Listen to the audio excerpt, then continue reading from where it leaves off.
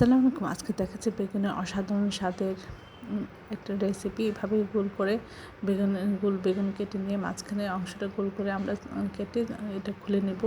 তারপরে এটা ছুরিতে ছোটো ছোটো করে কেটে নেব। প্রত্যেকটা সবগুলি এভাবে কেটে নিয়ে আমরা এর মধ্যে দিয়ে দিব পরিমাণ মতো পেঁয়াজ, সামান্য একটু লবণ, মরিচ গুঁড়া, হলুদ গুঁড়া সব কিছু দিয়ে রিংটা এভাবে প্রথমে মশলা দিয়ে মাখিয়ে আমরা ভাজার জন্য তেলের মধ্যে দিয়ে দিব।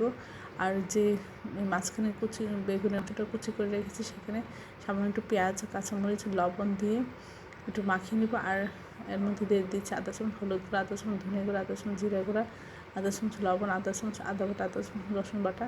আর এর মধ্যে দিয়ে দেবো আমরা একটা ডিম আর টমেটো কুচি। সব কিছু একসাথে খুব ভালোভাবে আমরা মাখিয়ে নেব। নিয়ে তেলের মধ্যে বেগুনের রিংটা দিয়ে আমরা এর মাঝখানে খুব সুন্দর করে চেপে চেপে দিব।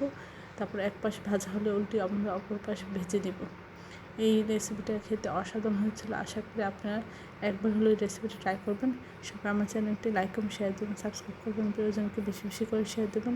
আমার চ্যানেলে সব রকম রান্নার রেসিপি রয়েছে, আশা করি দেখবেন।